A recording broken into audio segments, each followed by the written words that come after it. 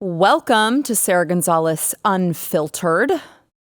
It's a lovely day here in studio. I always know when I tape after Glenn to wear long sleeves because he likes to keep it about 10 degrees below zero in here. So we'll see if I can do this without shivering. Also got some friends here off stage, and there are children here. So I'm going to be on my best behavior. Okay. So today, I think a congrats is in order. Consider yourselves, congratulations, America. Consider yourselves $95 billion poorer after the Senate voted. Yes. Thank you. Yes. Congratulations, America. The Senate has voted 79-18 to ship your hard-earned money to Ukraine, Israel, and other foreign entities dealing with essentially border conflicts while providing absolutely no meaningful security at our own southern border. And out of a pool of 100 senators you elected to represent you, only 18 actually stood up for you. And by the way, only 15 of those were Republicans. You can see the list here of the nays on the foreign aid bill. Those of you who are listening on audio podcasts: Barrasso, Blackburn, Braun, Budd, Cruz, Hagerty, Hawley, Johnson, Lee, Loomis, Marshall, Merkley, Rubio, Sanders, Schmidt, Scott from Florida, Vance, and Welch. Did you hear me? 15 of those were Republicans. Yeah. Senate Majority Leader Chuck Schumer called it one of the most consequential measures Congress has passed in years to protect America's security and the future of democracy. Democracy. Okay. Well, Joe Biden, or whoever is running his Twitter account these days, posted shortly after the passage. Tonight, a bipartisan majority in the Senate joined the House to answer history's call at this critical inflection point. Congress has passed my legislation to strengthen our national security and send a message to the world about the power of American leadership. We stand resolutely for democracy and freedom, and against tyranny and oppression. I will sign this bill into law tomorrow. There was that word again, democracy. And I just keep thinking, I don't know, a small group of elitist morons voting to send your unborn grandchildren's assets to another country to fund a war we have no business being involved in doesn't really sound very democratic to me. But I guess, you know what? To be fair, we aren't a democracy, so it shouldn't sound democratic. But I'm just saying, I don't think it's very representative of the American people and what we want. But to call this a national security bill is just disgraceful, shameful. The uniparty really thinks you're stupid. And I gotta be honest, I can't think of anything other than they just hate you, which is why they will take a victory lap over the amazing job they did spending money we don't have. Do we have that applause again? Congratulations, we spent money we don't have while we do nothing good or meaningful for you, the American people. In fact, they make us less safe every day, it seems. But hey, that's okay, because Ukraine is thriving. Here was a news segment run last year over in war-torn Ukraine. Despite the rockets, Ukraine's nightlife is rocking. The bars and clubs are full. The place is jumping, music pumping, drinks flow freely, and they dance like there's no tomorrow. And it's not just here. Fun fact, there are now more bars and restaurants in the capital than before the start of the invasion. You did that, America. You funded that. Congratulations. Warmonger Lindsey Graham said about the vote, it's just so much easier to go back home and say, listen, we're asking people to pay us back when they can, if they can. This is just a much better package. It's more robust for Israel. We're asking people to pay us back when they can, if they can. Is that the treatment you get here in America if you can't pay your bills? Does your credit card company just say, you know what, pay us when you can? If not, totally fine. Of course not, because that's not how any of this works for you, which they know. But again, they think you're stupid and they hate you. You think because Republicans are supposed to work for you that they're your friends. They're not. They want you to think that they're going to go to bat for you. They aren't. and on the rare occasion you actually think they are representing you, those are mistakes in their eyes, actually. Like this one, the traitorous Speaker of the House, Mike Johnson, who came in here with a lot of big talk about the border. Oh, it's a priority. Border, border, border. We won't do anything until we get true border security. The one time he did something that I was like, okay, based, was back in March when he rolled his eyes at all of the lies Joe Biden told America in his State of the Union address. It was the first time that I was like, wow, that's representative of me. That's what I'm doing. That's how I'm feeling. And I see it in Mike Johnson's eyes. Well, according to a report today, Mike Johnson later apologized to Joe Biden for that. Think about that, okay? When Nancy Pelosi was Speaker of the House, she jammed everything she could down Republicans' throats. She didn't roll her eyes. She stood up and made a spectacle ripping up President Trump's speech. Ripping it up right in front of America, right in front of Donald Trump. The level of disrespect these people show to us all the time, every time we're in power or not, it's off the charts. But Mike Johnson dares roll his eyes at Joe Biden for literally lying to the American public. He tucks his tail in between his legs and apologizes like the uniparty lapdog that he is. And, you know, it just must occur to you at a certain point that our team is not playing to win. Maybe it's because they don't want to. I don't know anymore. The left isn't apologizing for being disrespectful, though. The left is weaponizing every single federal agency in the judicial system against their political opponents. Republicans apologize. Do you know what Democrats do? 91 indictments. That's what they do. And we learned today in newly unsealed memos in all of these 91 indictments that in Donald Trump's classified documents case, I know I need a flow chart for all of the indictments, the classified documents case, that Biden's own White House worked with the National Archives officials to escalate pressure on Donald Trump while simultaneously dealing with, of course, Biden's own classified documents saga. So one email that was dated May 5th, 2021, shows the National Archives and Records Administration had already consulted the Biden White House about the missing Trump records more than a year before the public would learn that Donald Trump had kept some classified memos. In one email, the general counsel for the archives said, I have had several conversations with, this is redacted in some way, person 40, they're calling him, since the end of the Trump administration about various paper records that he believes were not transferred to us. Now, person 40 ended up in the document, it showed person 40 as working directly for the Biden White House in the records management office, which, by the way, you're going to be shocked to hear this. This was previously redacted information, newly unsealed by Judge Cannon. I can see why they redacted it. So while NARA and the White House were engaging the DOJ on Trump, Biden aides were simultaneously trying to figure out how to handle his own classified documents issue. And though at the time they claimed, oh, well, we just accidentally came across these classified documents. They were unexpectedly discovered in November of 2022. Oopsies, we had no idea these existed. No, actually, documents show that in March of 2021, the same time they were amping up pressure on Trump, one of the Biden assistants actually went to the Penn Biden Center to take inventory of those documents. Yeah. Are you shocked? This was all part of their plan. The raid at Mar-a-Lago, the bogus charges, all of it. Just going according to plan. And Mike Johnson has the audacity to betray Americans by throwing away assets of the unborn to send to foreign countries. And then he apologizes for rolling his eyes. It's all an illusion at this point. The idea you have a government that works for you, the idea that they care about democracy, the game is rigged. It's just rigged because they play to win. And there's no one there to stop them because they're all in on it. And they all think you're stupid. And they do hate you. So I've got more to come. We're going to bring in the panel. Okay, first we want to thank our sponsor, Relief Factor.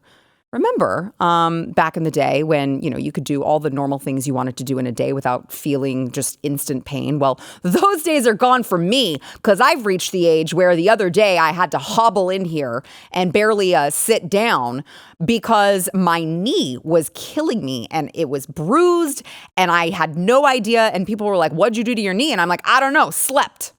That's all. I have no idea what I did to my knee. So if you are living in constant pain, maybe it is your knee, maybe it's your back, maybe you've got arthritis or tennis elbow, whatever the case may be, what the likely cause of that pain is the inflammation in your body. And if you're not getting rid of the inflammation, you're not actually getting to the root cause of the pain. That is why you need Relief Factor. It is a daily supplement that helps your body fight pain by fighting the inflammation. So it actually tackles the root cause. It's 100% drug-free. It was developed by doctors to help reduce or eliminate pain. And here's the thing. Go to relieffactor.com, get the 3-week quick start. It's $19.95. They've got a guarantee, by the way. So you're going to be out nothing except potentially your pain. But 70% of the people who order that 3-week quick start go on to keep ordering it. It's working for that many people. The odds are in your favor that it can get you out of pain. Get that by going to relieffactor.com. That is relieffactor.com.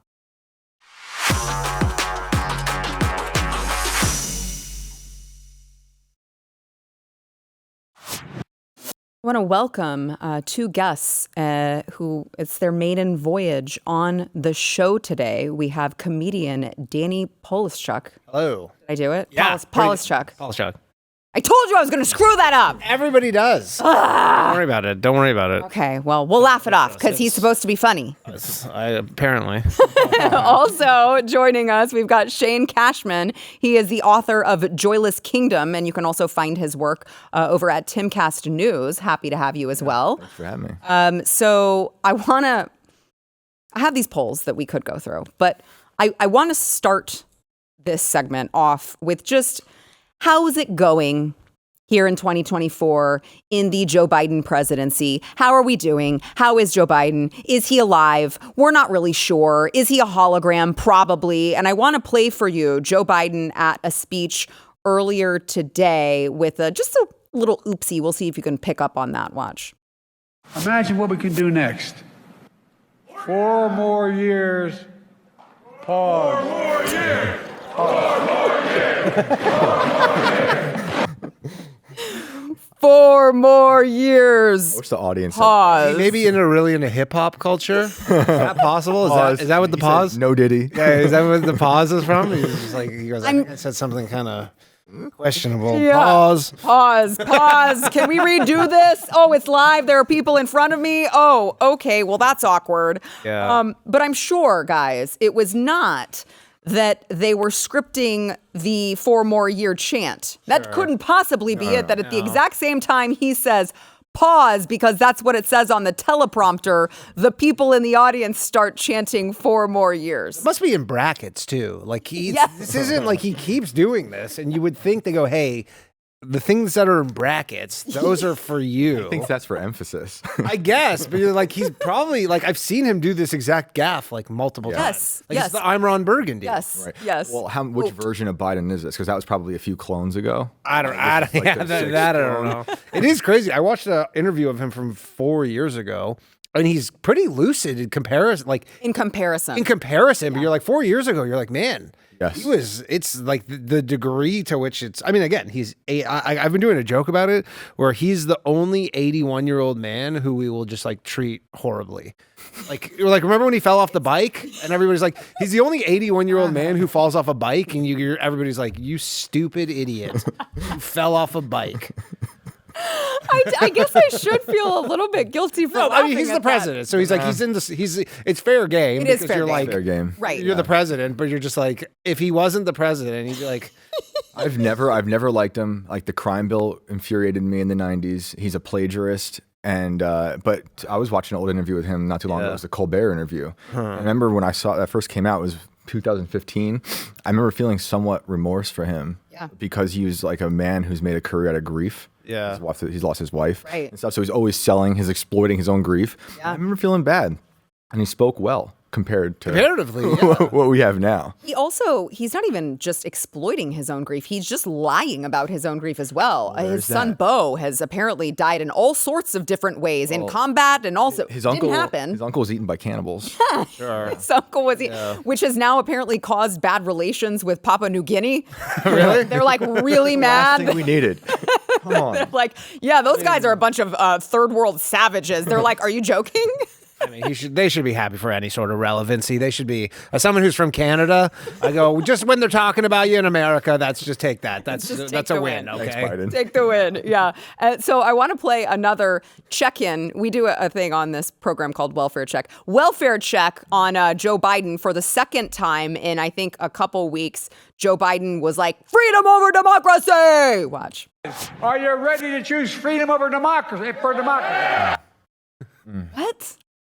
I keep trying to, I would personally, I don't think that the two are opposites, so I don't know how you choose one. I do prefer freedom, and I don't like democracy, but how does one choose freedom over democracy? I'm still... that is a weird, if kind of and or choice or whatever, it's this or that. Classic. It's just classic. When did he say he compared white kids to poor kids or something? He had that graph where, poor kids are just as capable as white kids. Right, this is, you're like, wait. This is his favorite. This is what he does. His brain is mush. It is abuse. We're watching. Someone abuse. wrote that though.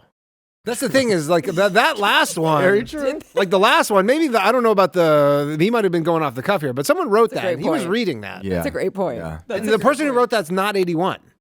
Right. They're probably in their 40s or something. So what do they do? It's probably a secretary. Yeah. It's Karine. That's the problem with the DEI hires. I guess. Yeah. You're not getting the brightest of the bunch. They're not sending their best. But they applaud. His crowd, they're also probably told to applaud. It's a late night show. Yeah. But they all agree. That sounds good. We like it. Yeah. We'll run with that. Yeah. Clapping seals. Yes. It's bumper stickers on his website now. I'm sure. Yeah. So we see how things are going. Spoiler alert, not well. And some encouraging news, if you are also thinking things are not going well, is that Donald Trump received polling bumps against Joe Biden in the battleground states of Arizona, Nevada, North Carolina, Pennsylvania, and Wisconsin in a survey released today. Probably because they're watching that. Yeah. Yeah. Probably because they're going to the grocery store and they're like, everything costs more now that Joe Biden is in office. My gas costs more. There are people coming across the border that look like they don't like me very much. This is not going well for us. And maybe Orange Man bad might not be so bad after all. Yeah. I mean, I don't I think it's a little premature for the polling stuff, but sure, but do you anticipate things will suddenly move in a better direction with Joe Biden? I don't think so. Yeah, I mean, he's just trying to get to the inauguration, I think, and then they're going to swap him out at that point. I think too. With Kamala? Yeah. No, I don't. You think Kamala? I think Whitmer. Well, once he gets to inauguration. Under the radar. Oh no! Once the inauguration, He's he just goes, you know what? I'm not feeling so great. Changed my mind. You could have brought this up many years ago. Everybody, it'll be pretty transparent at that point where they go, oh, okay, the party needed to win and the party won, and all right. How sad would it be? I was thinking convention. At convention, he's going to do the thing where I'm a graceful old man all of a sudden who's going to bow out, and then they're going to put Whitmer in. I just want to know how he'll debate. Yeah, I agree. Remember the last debate with Trump where Trump kind of was a little over the top and kind of did him a lot because he was, the gaffe machine at that point. Right. And then all Trump had to do was just be kind of lay back and he couldn't. But how is he going to debate Trump right now? Is he just going to not? I want to see it. And if so, is that allowed? He doesn't have to, but doesn't have to. And honestly, this is what I said when the primaries were going on, or the debates were going on for the primaries. And I was like, don't say there's no point in debating these people because that will be weaponized and used against you because then Joe Biden will go, well, Donald Trump didn't debate. Why should I? Yeah. And he can just lie. Just say, I'm so far ahead in the polls, it doesn't matter. Why should I debate a liar and, fill in the insult here that, racist, all this, all that. Why should I would not give him the time of day. That might blow up in his face, though, because some of my people will see that as, you just can't. Because this isn't one, you don't have a however point lead that Trump had in the Republican primaries, right? So yeah, but you see him, I don't disagree with you, but you also see him, he's a completely different person during the State of the Union. Yeah. Where he's hopped up on. He's right. He's taken something. I don't know what, but he's taking something that obviously they can't give to him every day, which is why we see such a stark contrast between the Joe Biden we just showed you and the Joe Biden during the State of the Union. So State of the Union Biden was right out of the stasis pod. Like they just emerged from it and they hyped him up. And this Joe Biden is the drugs have worn off. Right. I was thinking maybe they'll give him a Neuralink at some point before the debate.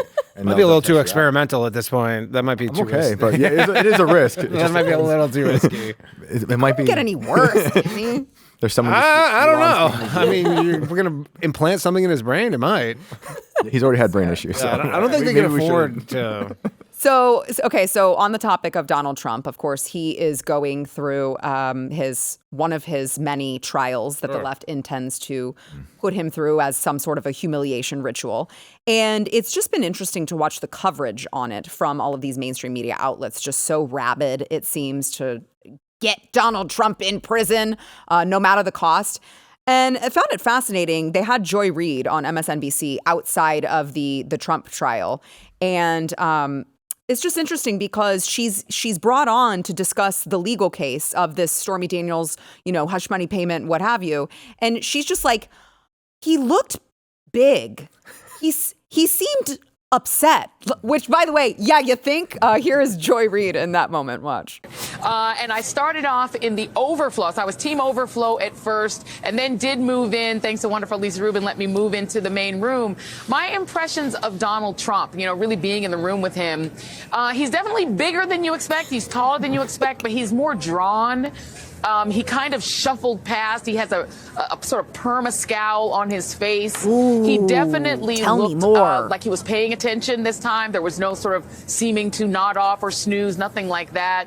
Okay. But definitely the energy between him and his main lawyer, Todd Blanche, was very kind of frenetic. And he didn't seem all that pleased with Blanche's performance, nor did the judge, I will add. So it was an interesting day. I think that they got a lot out of.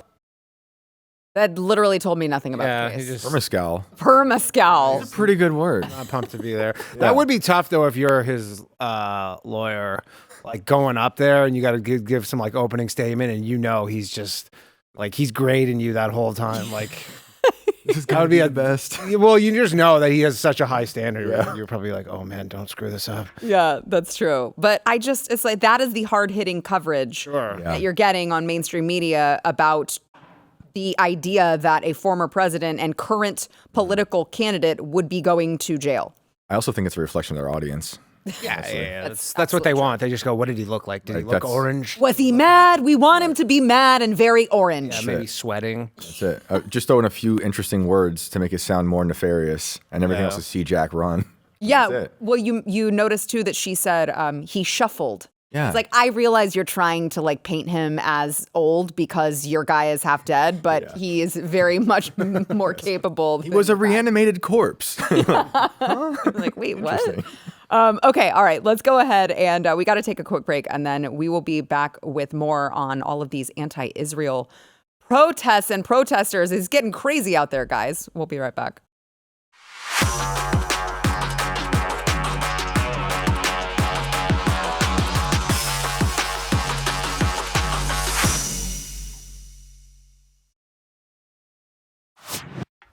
So I think it was yesterday we talked about Columbia University closed their on-campus, all of their classes through the end of the year because the protests had gotten so far out of control. Harvard University has now closed Harvard Yard at the heart of its campus and is restricting access to the outside area until Friday, according to a report, of course, after all of these anti-Israel protesters started popping up all over all of these campuses to take over these open areas. They're creating these encampments. I can only imagine what it smells like, but I want to play a clip of Harvard students storming the campus to stage this protest. Watch.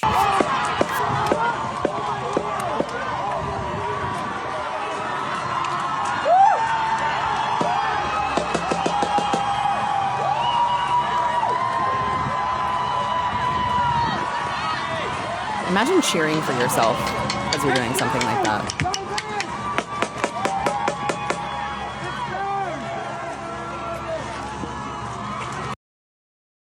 Wow, I'm sure their parents are so proud. Can somebody in the control room please look up and tell me how much a year at Harvard University costs?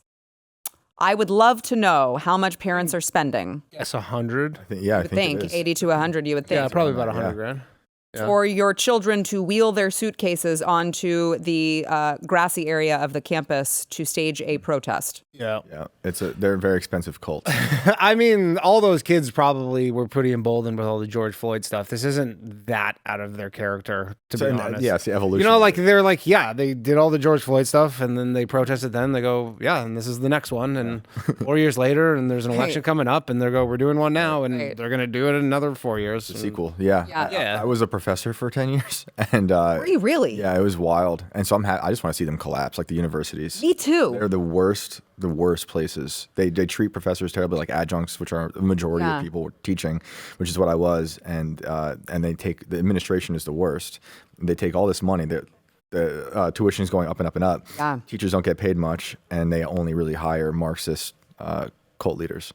Yeah, teachers, the good teachers aren't getting paid much, and all they're doing is just indoctrinating our young people.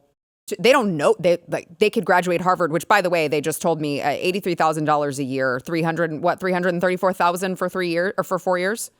Wow. So they're spending that much, and they're coming out with absolutely no common sense or critical thinking skills. Mm-hmm.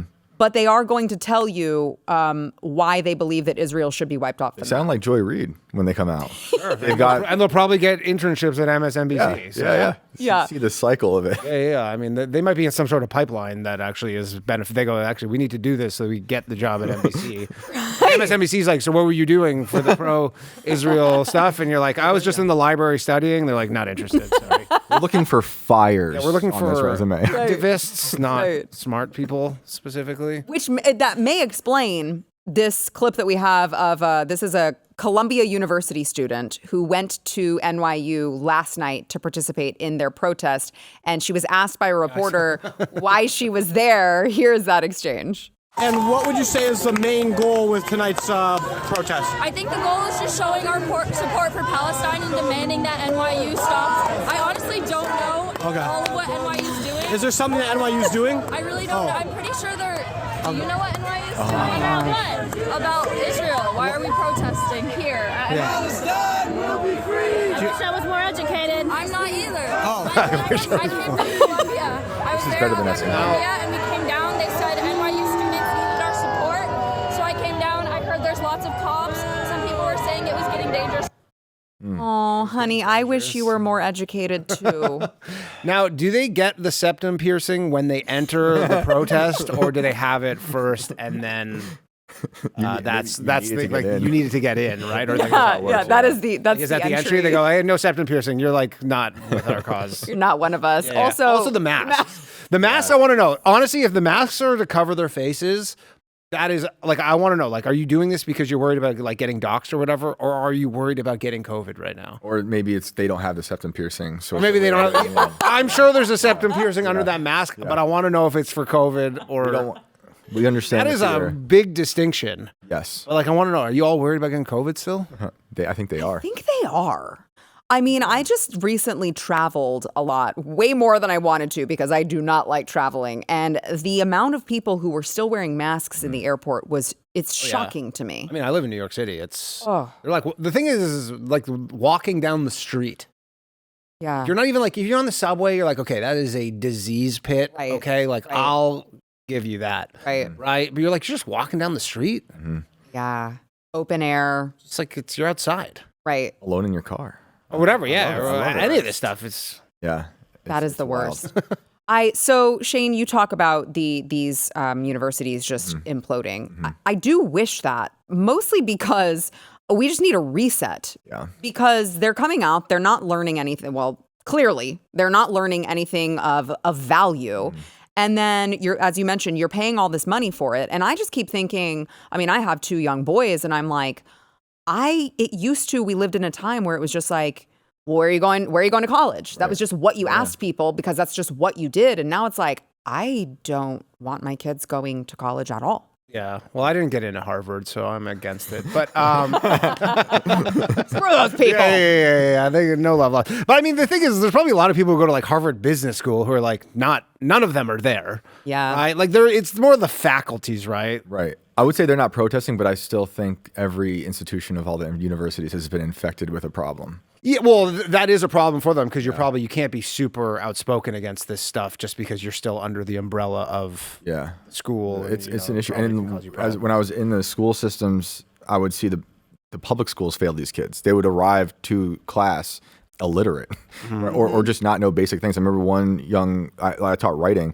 one young girl who was writing a story about some sci-fi thing. She was talking about the temperature that when things freeze.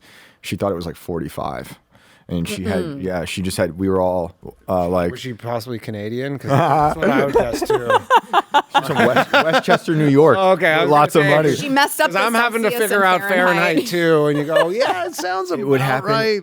All these basic things that they should know, they just didn't know. And I think they showed up. I had one girl look at me the first day of class, and she was from like a cul-de-sac in Westchester. Yeah. She had all the Marxist pins on her hat, and she said, "I'll never learn anything from a white man." Yeah. And I was just like, I'm like letting it roll off my shoulder. I'm like, I'm gonna change you. I'm gonna like make you see me as a value in your life because I'm gonna help you write stories. And it was all right, but she felt cool to say that. Around the whole table the first day of class and introduce yourselves. Why can't you just fail her? I mean, like, I wanted to. You're right. Deep down. You're correct. See you next year. Good luck. Yeah. Here's your Molotov cocktail. Yeah. Right. That is wild. Yeah, it was every semester would like degrade into a new chaos. It's just become such a trendy thing for like a college student though to be like, oh, I can't learn from a white guy. Wait, hold on. Was this girl white? She was. Oh God, they always are. That's the most points though, right? Yeah. Like if you're a white, like for her classmates to hear her say that, that's maximum points. I did have Mexican immigrant first generation girls in one of my first classes who were pro-Trump, who blew the minds of the white kids who hated Trump. That's 0 points. You get no points for that. Literally, they had, I think, a seizure when they heard her say she was pro-border, pro-border wall. What? That's what. Yeah, the left always, because I'll talk about it, and they're like, Republicans, they want you to go back to Mexico. And I'm like, actually, I am an American citizen, and that was very racist of you. You might want to consider that you guys are the baddies, is all that I'm saying. I mean, they were telling at some of these protests, Jews to go back to Poland, so. Right. Yeah. That's what I'm saying. Like, it's like wild. I'm like, I felt like we learned our lesson after Hitler. Like, I felt like we learned our lesson after Nazi Germany, and it just seems like they're totally comfortable behaving that way. When they fetishize the things they hate, they do become it. And that's what happens every time. It's a classic human story. Yeah, it's wild. All right, let's play one more clip here of this on that topic. New NYU professor Scott Galloway talking about how, he could never get away with saying what these protesters are saying about an entire community of people. Watch. And I do think there is a double standard. I walked by NYU last night. What I saw was peaceful protest. But I can tell you, if I went into the NYU square with a white hood on and said, lynch the blacks or burn the gays, my ID would be shut off by that night. And I would never work in academia again. There would be no need for the words context or nuance. I wouldn't be protected by terms like First Amendment or free speech. I would be out of the world of academia. It seems like we have a double standard when it comes to hate speech, as long as it's against Jews. I couldn't agree more. One more quick note on this. So Ilhan Omar's daughter, Ursa Hersey, I think you say her name. She, of course, was one of the protesters who was arrested at Columbia. And she was like, they sprayed us with chemical weapons. It turns out it was just fart spray. Yeah. It was fine. I mean, I'm sure it didn't smell great. No. Basically Guantanamo. When I was in elementary school, I bought fart spray and I accidentally exploded, and it was a bit of a scene. Is it more smell when it's that much out at once? It had like a little spray thing, but then the spray thing broke, so it all came out. No. Yeah, I mean, not that it was. That's how Danny definitely got not expelled. not a chemical weapon, but people weren't all too pleased with it. How you became a comedian. Yeah, sure. Yeah. By the time they were fart finished, spray to comedy pipeline. By the time they were finished smelling it, they had wished that they were hit with a weapon. All right, let's go to one more here. Actually, I lied. One more. Let's go to Mayor Eric Adams. He was on a flight. I gotta be honest with you. I really enjoy seeing the left eat their own. Alec Baldwin one was the best. Yeah. It was Oh my God. so to make everybody sympathetic yeah. for I Alec know. Baldwin. I know. I was like, good. why am I? I'm Team Alec Baldwin on this. What? So here is Mayor Eric Adams being approached by someone on a flight, very upset that they said he supports the genocide in Palestine. Watch. Are you Eric Adams? Yeah. You! You support the genocide in Palestine. There are homeless people all over New York. You're always partying. You don't actually care about the citizens of New York. This person has a mask on. Miami. You can tell. Hear it. Arrested You can tell. People are homeless in They're New muffled. York. People cannot afford food. You keep cutting the education budget so you can fund the police. That's all you care about, funding the police. Everything is underfunded because You know what? You know what? I know that the New York City, I live there, and they have some budget problems. Can we get the mayor in first class, possibly? Why is he sitting in economy plus? Right. What is he doing back there? It's the mayor of the biggest fair. city in the country. Yeah, you want better representation. I don't need him flying private. Right. Get him in one of the first two rows. Even a real airplane? Maybe he That was set Delta. this No, up. that was a Delta Maybe flight. He set this up he for was sympathy. he was in the emergency exit, and then if it crashes, the mayor's got to help everybody get out. That's crazy. Come Can't on. even help the city. How's he going to open that we door? can't even expect him to help the city. Unbelievable. They're going to be doomed.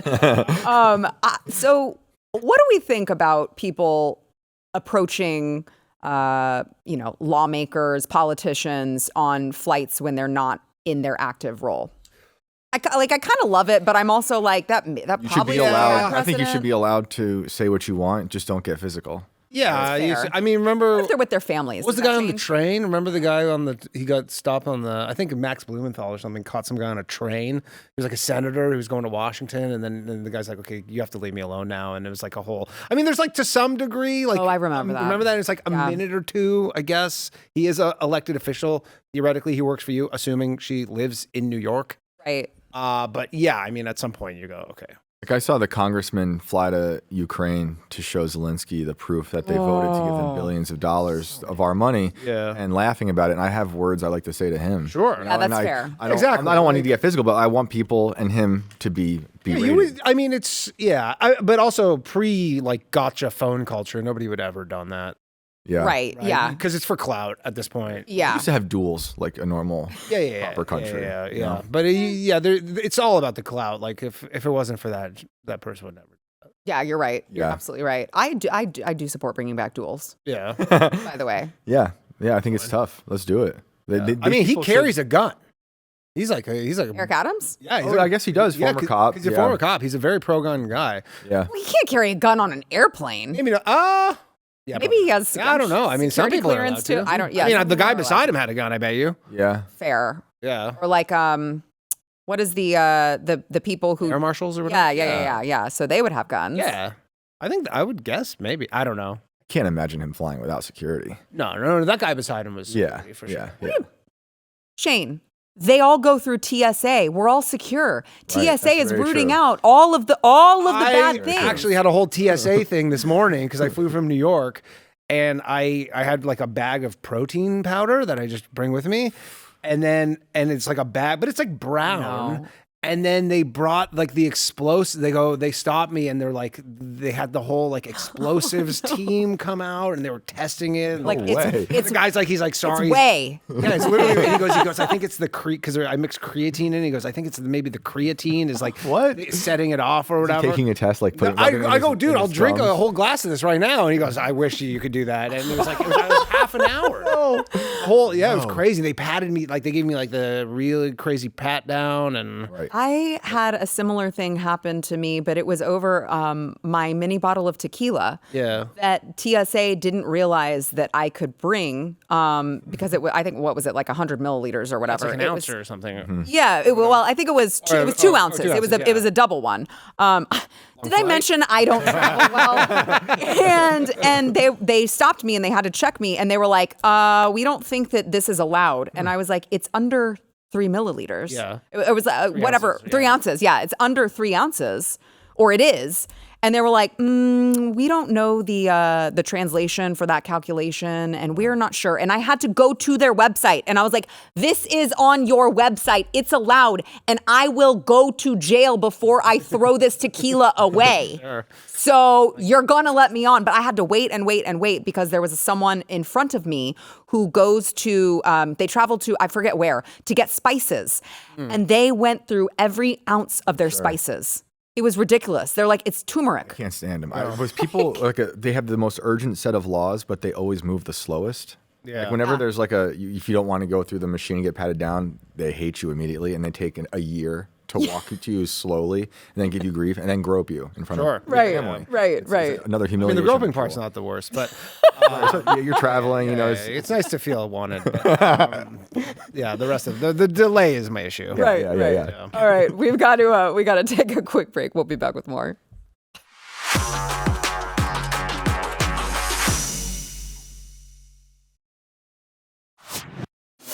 So the new Title IX rules out from Joe Biden's Department of Education, which I believe came out at the end of last week, they are making gender identity protected by Title IX, and they are classifying misgendering as sex-based discrimination. So, of course, misgendering is when you would look at a person and say, you clearly were born a man, and I'm going to call you sir. Well, now in the new rules, it says when that is done intentionally, it is classified as sex-based discrimination. And they say a stray remark, such as a misuse of language, would not constitute harassment under the standard, but they would leave the door open for intentional misgendering or refusal to use an individual's preferred pronouns. This makes me feel like home. That's exactly like Canada. Right out of Trudeau. That's exactly what Canada was doing. That was all the whole bill. What was it, C-16 or whatever? Peterson got famous Jordan Peterson. for, All that stuff was exactly this. Compelled speech. That's right. It's also brought to you by feminists. Mm-hmm. Yeah. Strangely. More of them eating their own. Sure. Yes. But unfortunately, also me. Okay. What about this, actually? Because this is back to my thing today, but I was thinking about this. So, when you get patted down by TSA and they say they wait, so you have to wait because they have to get a person to pat you down who's your gender. Oh, yeah. What happens if a transgender person comes and you go, no? Yeah. Danny, I think Can we try another? You just solved how we get rid of TSA. I don't know about that, but I was honestly thinking that because I go, what happens if they send someone and they go, they send a trans man, and I go, no. Right. Like, am I the bat? You go, hey, I know, but I'm saying like under this thing, would they be like, you can't do that? Like, would they tell me like, we need this trans person to fondle you? Because like they're getting pretty personal. Do you want to be a bigot and thrown in jail? Yes. Yeah. Because that's what we're going to do. I haven't lived here long enough to get thrown in jail yet, but I was wondering that specifically today. Yeah, that is a good That's question. fascinating. I guarantee that they will weaponize it against the people.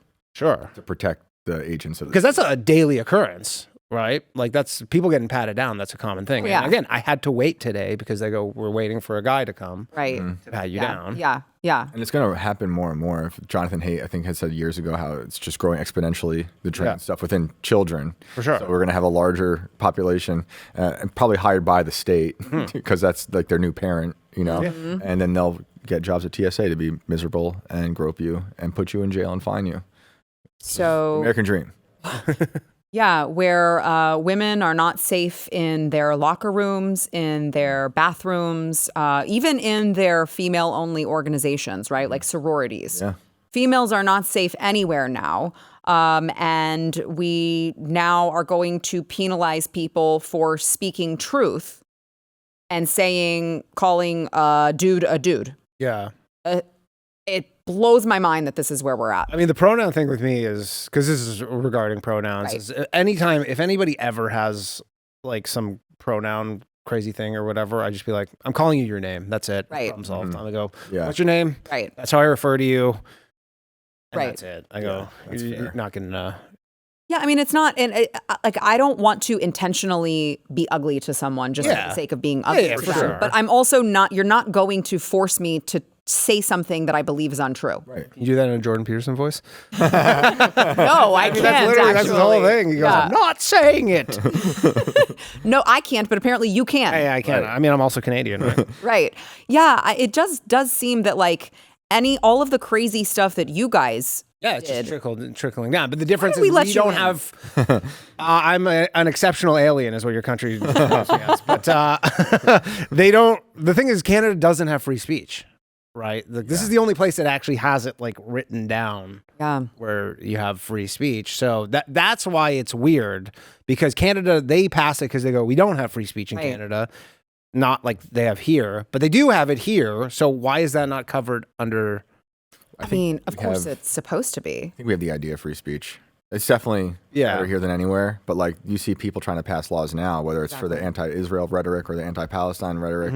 They're like, well, that's hate speech. I hate hate speech. Like, just say I'm an absolutist when it comes to free speech and you should be able to say whatever you want. And now you have politicians on either side because the pressure's been applied to the things that they're most passionate about, which is this is like the Palestine, the Title IX, all of it is like just the new black box that everyone posts about. And they want to, it's like the lawful but not awful that Twitter would talk about. That's kind of spread out into the culture. And I can't stand it. It's terrible.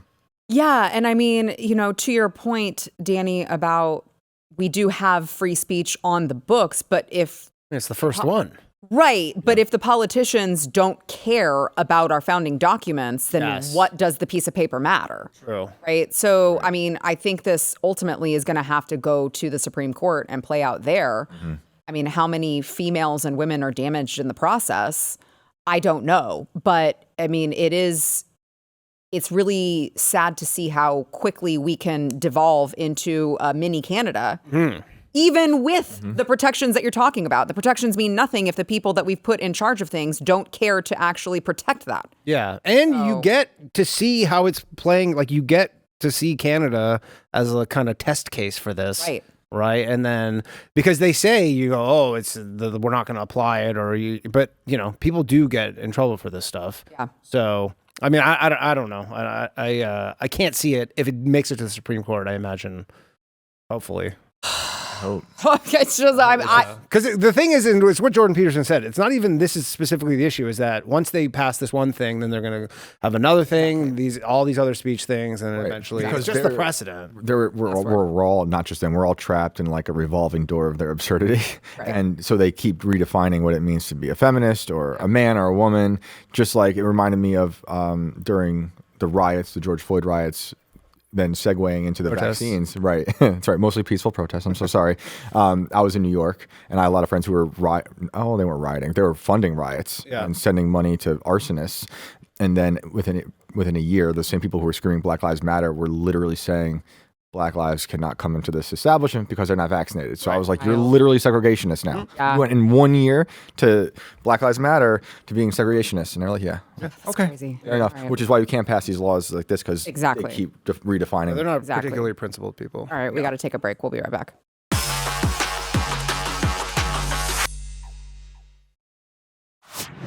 All right, gentlemen, tell everyone where they can find you. Danny. I will be all weekend at the House of Comedy in Plano, Texas, not far from here. There's tickets still available Thursday to Sunday. DannyComedy.com for tickets. DannyComedy.com. And then ShaneCashman.com. That's it. Yeah, all my books are there. You guys make this really easy. Super easy. DannyComedy.com, ShaneCashman.com. Check them both out. It has been a pleasure. I hope you guys will come back soon. Yes, thanks for having me. Thank you.